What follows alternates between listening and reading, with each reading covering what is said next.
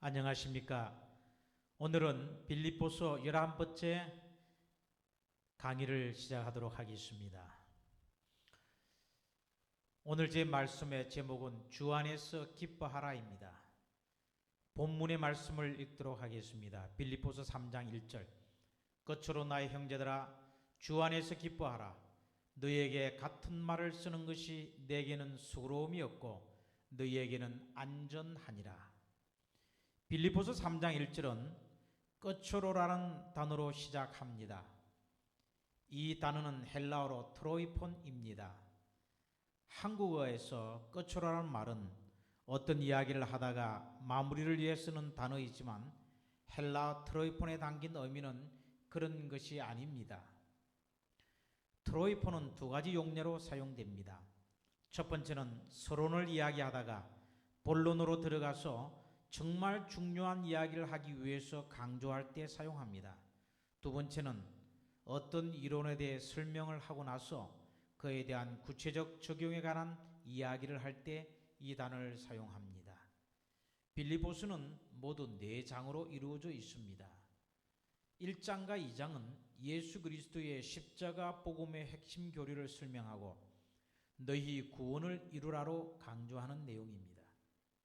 자, 그러면 이제 어떻게 해야 할 것인지를 이야기하기 위해 바울은 3장을 시작하면서 트로이폰, 즉 끝으로라는 단어를 사용한 것입니다. 바울이 이 단어를 써서 독자들을 집중하게 한 것으로 보아 그가 이제부터 말하려고 하는 내용은 아주 중요한 것임을 알 수가 있습니다. 그것은 기뻐하라는 것입니다. 빌립보서 전체에서 바울이 사용하고자 하는 메시지는 구원받은 백성들은 기뻐해야 한다는 것입니다. 중국에 가보면 지금도 옛날에 지어놓은 성들이 많이 있습니다. 작은 성처럼 높은 성벽과 웅장한 크기의 규모를 자랑하는 성들이 도시마다 하나쯤은 세워져 있습니다. 고대 사회에서 나라를 다스리는 왕들은 성 안에서 살았습니다. 그러나 성 안에서만 지내지는 않았습니다. 어느 특정한 지역을 시찰하기 위해서 성을 떠날 때도 있었습니다. 왕이 성을 떠날 때면 왕을 상징하는 깃발이 늘 따라다녔습니다. 멀리서도 사람들은 왕의 깃발을 보고 그가 가까이 오고 있음을 알 수가 있었습니다. 왕이 어느 성 안에 머물면 그 성 사방에는 왕의 깃발이 꽂히게 되었습니다. 왕이 궁궐 밖으로 나가면 그 깃발이 내려왔습니다. 백성들은 성벽 위에서 바람에 풀려기는 깃발을 보고 왕이 지금 성 안에 있는지 혹은 성 밖에 있는지 알 수가 있었습니다. 왕이 성 안에 있는지 없는지를 알려주는 깃발처럼 우리 안에 왕 대신 그리스도께서 함께하고 계신지 함께 하지 않고 계신지를 보여주는 깃발과 같은 것이 있습니다. 그것은 바로 기쁨입니다. 누군가의 삶에 기쁨의 깃발이 펄럭이고 있다면 우리는 그 모습을 보고 그 안에 그리스도가 충만하게 계시는 것을 알 수 있습니다. 성령의 9가지 열매 중 첫 번째가 사랑이고 두 번째 열매가 희락, 즉 기쁨입니다. 그래서 기쁨이 가득한 삶이 바로 성령 충만한 삶인 것입니다. 기쁨이 넘치는 삶이 바로 하나님이 우리 안에 살아 계신다는 것을 나타내는 표식입니다. 사도 바울은 넉 장밖에 안 되는 이 짧은 편지에 기쁨이라는 단어를 무려 9번이나 사용을 했습니다. 바울은 이 글을 시작할 때 평안한 소파나 침대에 비스듬히 누워 맛있는 익은 청포도 하나를 따먹으면서 기뻐하십시오 라고 쓴 것이 아닙니다. 그는 지금 로마의 감옥에 체포되어 있습니다. 그는 억울한 누명을 쓰고 죄수의 신분으로 옥살이를 하고 있습니다. 그가 춥고 곰팡이 난 감옥에서 옥사한다 해도 누구 하나 눈 깜빡하지 않을 것입니다. 끊임없는 힘과 열정을 가진 바울도 어느새 나이가 들어 지금은 인생의 황혼역을 지내고 있습니다. 그는 늙었고 그의 몸은 병들어 있습니다. 인생의 노년에 언제 감옥에서 풀려날지도 모르는 상태로 기약 없는 하루하루를 보내고 있습니다. 그런 그가 자기에게 위문품을 보내준 빌립보 교회의 성도들에게 편지를 쓰면서 끝으로 나의 형제들아 주 안에서 기뻐하라고 말씀을 하고 있습니다. 그는 하나도 기쁘지 않은데 빌립보 교인들에게 기뻐하라고 말한 것이 아닙니다. 그가 정말로 기뻤기 때문에 기뻐하라고 말한 것입니다. 도대체 바울은 극심한 외로움과 극한 환경 속에서도 어떻게 기뻐할 수 있었을까요? 자, 여러분, 기쁨에는 세 가지 차원의 기쁨이 있다고 합니다. 첫째로는 육신적인 기쁨입니다. 배가 고플 때 맛있는 음식을 먹으면 기쁩니다. 내 자녀가 좋은 대학에 합격하면 기쁩니다. 회사에서 이사로 승진하면 기쁩니다. 월세 집에 살다가 좋은 아파트로 이사가면 기쁩니다. 이런 기쁨은 모두 육신적인 기쁨입니다. 이것은 가장 기초적인 기쁨입니다. 이제 두 번째로 기쁨이 있는데 그것은 도덕적인 기쁨입니다. 형편이 몹시 어려운 사람을 도와주었더니 마음의 기쁨이 생겨났습니다. 이것은 윤리적, 도덕적 실천을 통해 얻는 도덕적인 기쁨인 것입니다. 세 번째로 영적인 기쁨이 있습니다. 바울이 빌립보 교인들에게 기뻐하라고 말한 기쁨은 바로 영적 차원의 기쁨을 말하는 것입니다. 세상은 많이 가진 자, 강한 자가 기뻐할 수 있다고 생각합니다. 그러나 사도 바울은 가진 것이 아무것도 없을 뿐만 아니라 감옥 속에 갇혀서 언제 죽을지도 모르는 극한 상황 속에서도 기뻐할 수 있는 비결을 발견했던 것입니다. 여러분, 그 기쁨의 비결은 무엇일까요? 3장 1절에 나옵니다. 1절 말씀을 다시 한번 읽겠습니다.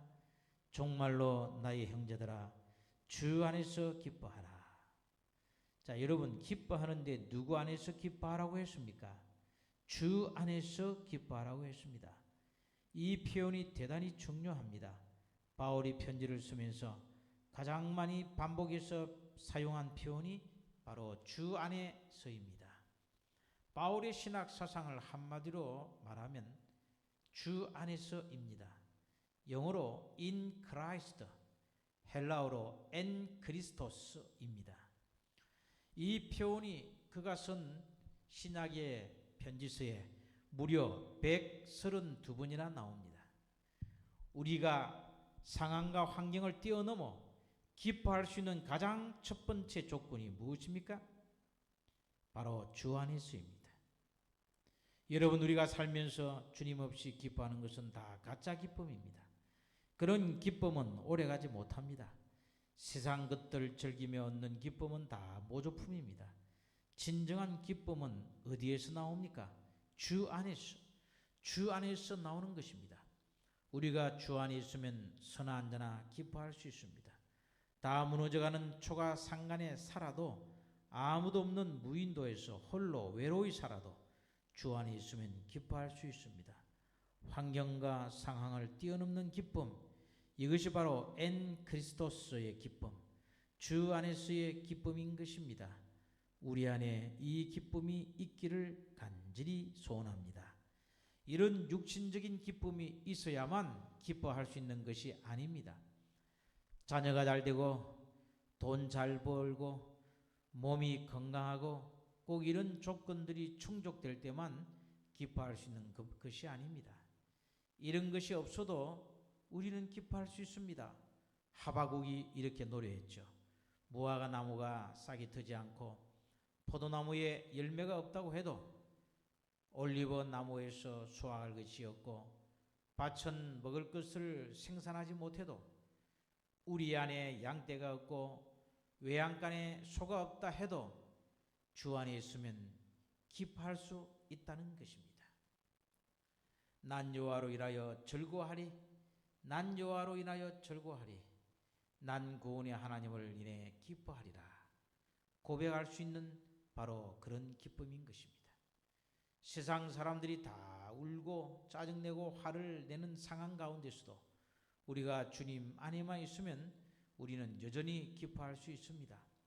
사실 우리 주변에 보면 천성적으로 우울한 기질을 갖고 태어난 분들이 있습니다.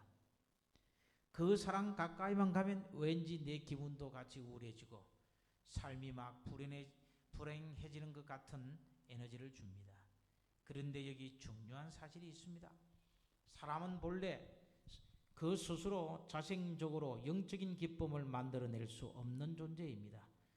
우리의 본성은 가만히 두면 저절로 좋지 않은 것만 생각합니다.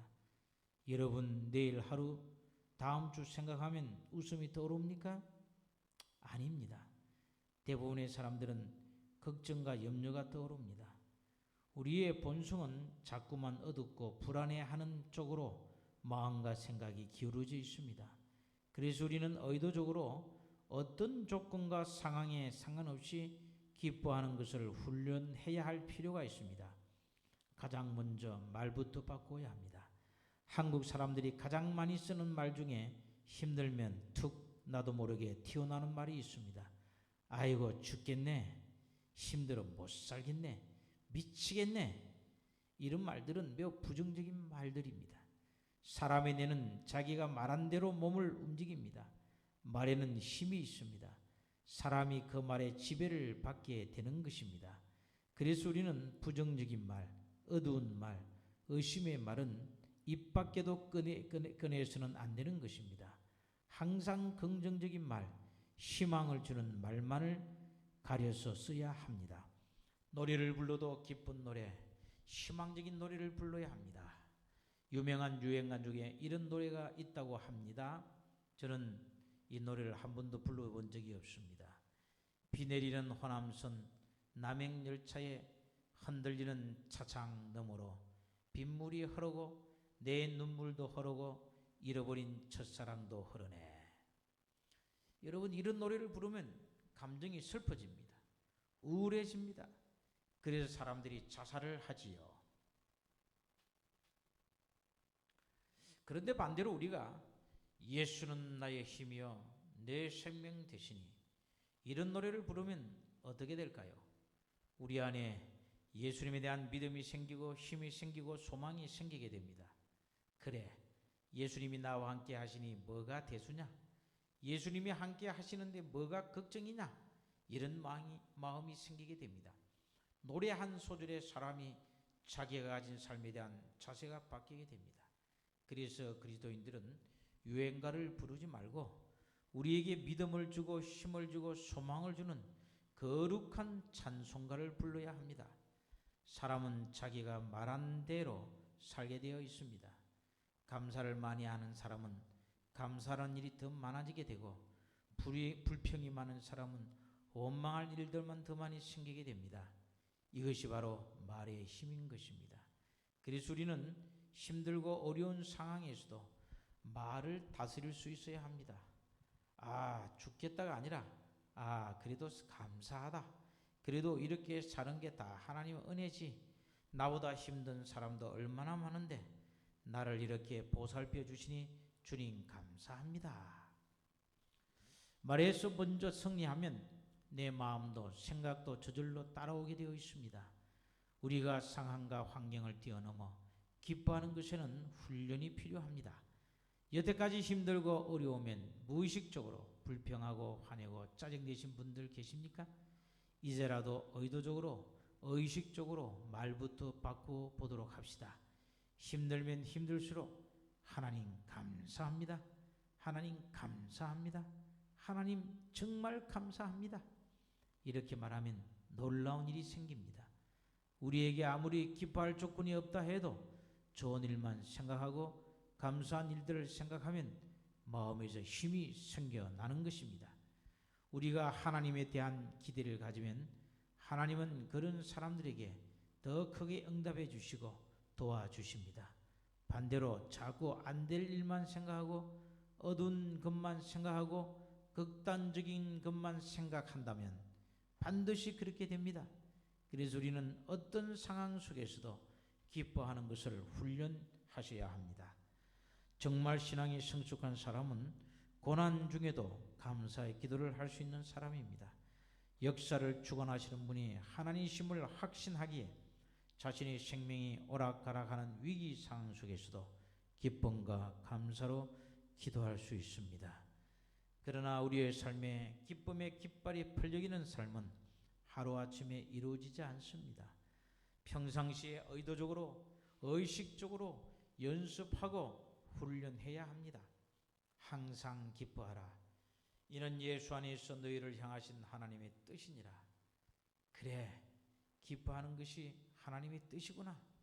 힘들고 어려워도 하나님께 감사하자. 부정적인 말보다는 긍정적인 말을 하고, 불평하는 말보다는 감사의 말을 하고, 남을 죽이는 말이 아니라 위로와 힘을 주는 말을 사용하자. 이런 마음의 결심을 하시는 성도님들이 되시기를 간절히 바랍니다. 오늘 직면한 우리의 상황과 환경이 아무리 힘겹고 희망이 없어 보여도 주님 때문에, 주님이 우리와 함께하고 계시기에 주 안에서 기뻐하시기를 선택하시기 바랍니다. 그렇게 하루하루를 살아가다 보면 모든 역사를 주관하고 계신 하나님께서 더 큰 감사의 이유들, 기뻐할 이유들을 우리 삶에 가득 채워주실 것입니다. 여러분, 저를 한번 따라해 보시겠습니까? 하나님은 기뻐하는 자에게 기뻐할 이유를 반드시 주시는 분이시다. 참 좋은 말씀이죠? 하나님은 기뻐하는 자에게 기뻐할 이유를 반드시 주시는 분이십니다. 이것을 믿으시기 바랍니다. 사랑하는 성도 여러분, 많이 힘드시죠? 많이 어려우시죠? 그래도 포기하지 마십시오. 어떤 상황 속에서도 하나님께 감사하십시오. 주 안에서 기뻐하시는 삶을 끝까지 살아가도록 합시다. 요한복음 14장 27절 말씀, 너희는 마음에 근심도 말고 두려워하지도 말라. 요한복음 15장 11절 말씀, 내가 이것을 너희에게 이름은 내 기쁨이 너희 안에 있어 너희 기쁨을 충만하게 하려 함이니라. 정노의 계단 13장 주 안에서 기뻐함 마지막 페이지에 이런 영감의 말씀이 기록되어 있습니다. 하나님을 섬기는 일에는 기쁨과 만족이 있다. 그리스도인들은 불완전한 길로 걸어가라고 방임되지 아니하였다. 또 그리스도인은 공연한 후회와 실망 가운데 버림받지도 아니하였다. 만일 우리가 현재의 낙을 가지지 못하였을지라도 우리는 내세를 바라보므로 오히려 즐거움을 얻을 수 있는 것이다. 그리고 그리스도인들은 비록 이 세상에서라도 그리스도와 교통하는 기쁨을 누릴 수 있으며 그의 사랑의 빛과 우리와 함께 하심으로 받는 영구적 위안을 누릴 수도 있다.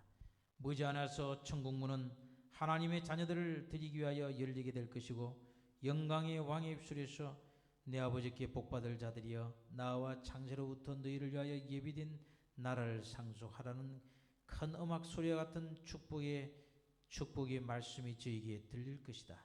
그때의 구속함을 받은 자들은 예수께서 저희를 위하여 예비하신 나라로 받아들임을 받게 될 것이다. 거기서 저희가 사기를 동무들은 이 땅에 비열한 자, 거짓말하는 자, 우상 숭배자, 더러운 자, 믿지 않은 자들이 아닐 것이다. 저희는 사단을 이기고 하나님의 도움으로 완전한 품성을 형성한 자들로 더불어 교제하게 될 것이다. 이 세상에서 저희를 괴롭게 하는 모든 죄의 습관, 모든 불완전한 것이 그리스도의 피로 말미암아 완전히 제거되고 태양의 광선보다 훨씬 뛰어난 아름답고 광채나는 당신의 영광을 저에게 나누어 주게 될 것이다. 그리고 그의 품성의 완전하심, 즉 도덕적 미가 저들을 통하여 빛날 것이니 그 가치는 이 세상의 외관상 화려보다 훨씬 뛰어날 것이다. 저들은 하나님의 신 보좌 앞에 허물이 없는 자로 천사의 권위와 특권을 누릴 것이다. 우리의 현실이 아무리 힘들고 미래가 암울해 보일 때일지라도 우리가 미래에 가질 영광스러운 유업을 생각한다면 어두움은 사라지고 우리 마음에 상쾌한 기쁨이 자리 잡게 될 것입니다. 항상 주님 안에서 기뻐하시는 성도들이 되시기를 간절히 바라면서 오늘 말씀을 마치도록 하겠습니다.